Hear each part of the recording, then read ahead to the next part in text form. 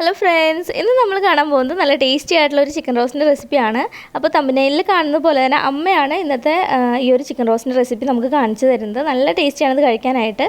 അപ്പോൾ നാട്ടിലോട്ട് ഞങ്ങൾ എത്തിയപ്പോൾ ചേട്ടൻ്റെ അമ്മ ഉണ്ടാക്കുന്ന ആ ഒരു ചിക്കൻ റോസ്റ്റിൻ്റെ റെസിപ്പി നിങ്ങളോട് ഷെയർ ചെയ്യാൻ തോന്നി. അതുകൊണ്ടാണ് ഇങ്ങനെ ഒരു വീഡിയോ ചെയ്യുന്നത്. അപ്പോൾ ഇതെങ്ങനെയാണെന്ന് നോക്കാം.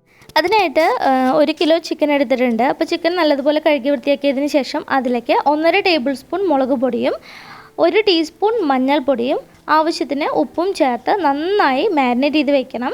അപ്പോൾ ഒത്തിരി ടൈം നമ്മൾ മാരിനേറ്റ് ചെയ്ത് വെക്കേണ്ട ആവശ്യമൊന്നുമില്ല, പെട്ടെന്ന് തന്നെ ഉണ്ടാക്കിയെടുക്കാം. നമുക്ക് സവാളയൊക്കെ ഒന്ന് വഴന്ന് വരുന്ന സമയം വരെ നമുക്കൊന്ന് മാരിനേറ്റ് ചെയ്ത് വെച്ചാൽ മതി. പിന്നെ നമ്മൾ റെഡിയാക്കി വെക്കേണ്ടത് എന്താണെന്ന് വെച്ച് കഴിഞ്ഞിട്ടുണ്ടെങ്കിൽ ഒരു സവാള വറുത്തതാണ്.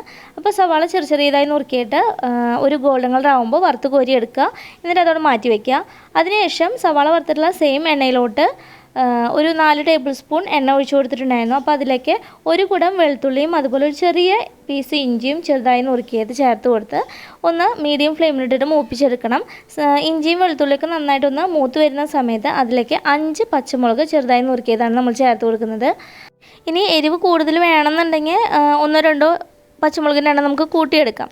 അങ്ങനെ നമ്മൾ പച്ചമുളക് ചേർത്തിട്ട് പച്ചമുളക് ഒന്ന് മൂത്ത് വരുന്ന സമയത്ത് അതിലേക്ക് നമുക്ക് 2 തണ്ട് കറിവേപ്പിലയാണ് ഇട്ട് കൊടുക്കേണ്ടത്. കറിവേപ്പില ഇട്ട് കൊടുക്കുമ്പോൾ ഒരു പ്രത്യേക ആ ഒരു മണമൊക്കെ വരുമ്പോൾ നല്ല നാടൻ ചിക്കൻ റോസ്റ്റിൻ്റെ ആ ഒരു ടേസ്റ്റും മണമൊക്കെ നമുക്ക് കിട്ടും.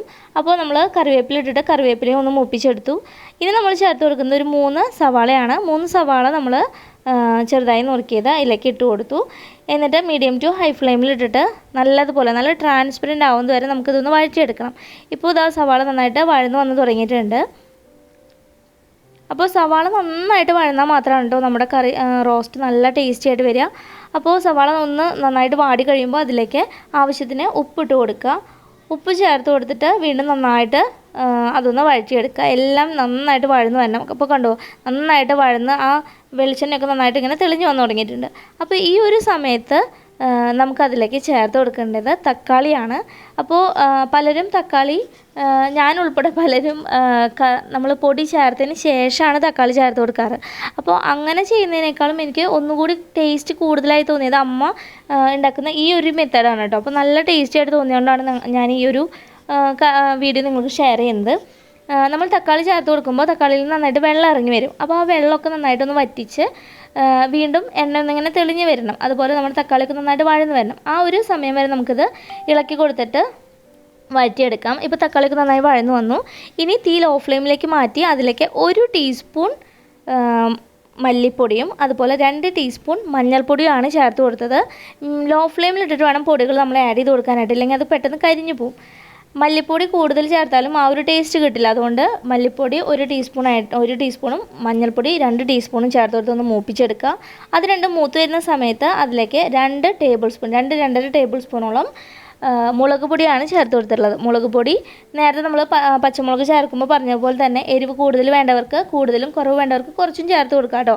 അപ്പോൾ ഈ ഒരു ചിക്കൻ കറിക്ക് ഈ ഒരു 2.5 ടേബിൾ സ്പൂൺ മുളക് പൊടി നല്ല കറക്റ്റായിട്ട് തോന്നി എനിക്ക്.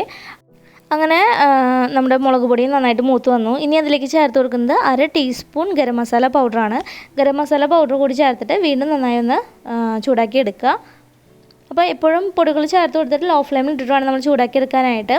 അങ്ങനെ പൊടികളൊക്കെ മൂത്ത് വന്നതിന് ശേഷം നമ്മൾ ആദ്യം മാരിനേറ്റ് ചെയ്ത് വെച്ചിട്ടുള്ള ചിക്കൻ്റെ പീസുകൾ മുഴുവനായിട്ടും നമുക്ക് ഈ ഒരു മസാലയിലോട്ട് ചേർത്ത് കൊടുക്കാം. അങ്ങനെ ചിക്കൻ മുഴുവനായിട്ട് നമ്മളിതിലേക്ക് ചേർത്ത് കൊടുത്തു. ഇനി മസാലയായിട്ട് ചിക്കൻ്റെ പീസുകൾ നന്നായിട്ട് യോജിക്കുന്ന വിധത്തിൽ ഇങ്ങനെ ഇളക്കി കൊടുക്കണം.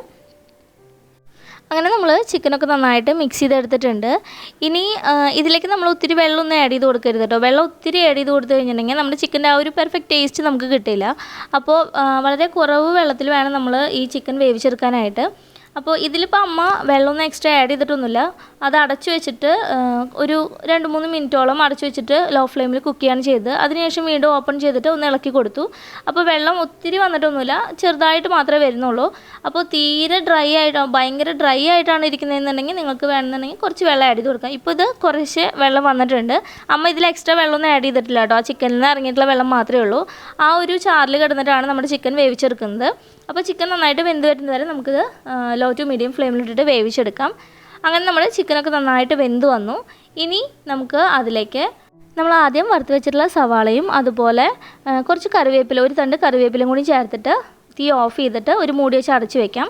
അത് കുറച്ച് നേരം അങ്ങനെ ഇരുന്ന് കഴിഞ്ഞിട്ടുണ്ടെങ്കിൽ നന്നായിട്ട് നമ്മുടെ ചിക്കൻ റോസ്റ്റ് നല്ല അടിപൊളിയായിട്ട് സെറ്റായി കിട്ടും. ഇനിയിപ്പോൾ നമ്മൾ ചിക്കൻ്റെ തൊലിയോട് കൂടിയിട്ടുള്ള ചിക്കനാണ് ഈ ഒരു റോസ്റ്റ് ഉണ്ടാക്കുന്നതെങ്കിൽ ഒന്നും കൂടി ടേസ്റ്റാണ് കേട്ടോ. കാരണം അതിൻ്റെ നെയ്യൊക്കെ ഇറങ്ങുമ്പോൾ ഒരു പ്രത്യേക ടേസ്റ്റ് ആയിരിക്കും. ഈ ഒരു റെസിപ്പി അമ്മയുടെ ചേച്ചിയാണ് അമ്മയ്ക്ക് പറഞ്ഞു കൊടുത്തത്. ഏതായാലും നല്ല സൂപ്പർ റെസിപ്പിയാണ്. അപ്പോൾ എല്ലാവരും ട്രൈ ചെയ്ത് നോക്കുക. നമ്മൾ പൊടികൾ ആഡ് ചെയ്യുന്നതിന് മുമ്പ് തന്നെ തക്കാളി വഴറ്റിയെടുക്കുന്നതുകൊണ്ട് പൊടികളുടെ മൊരിച്ചിലൊന്നും പോകാത്തതുകൊണ്ട് തന്നെ നല്ല ടേസ്റ്റാണ് ഈ ഒരു കറി റോസ്റ്റ് കഴിക്കാനായിട്ട്. അപ്പോൾ എല്ലാവരും ട്രൈ ചെയ്ത് നോക്കുക. നമുക്ക് ഇഷ്ടപ്പെട്ട് കഴിഞ്ഞാൽ ലൈക്ക്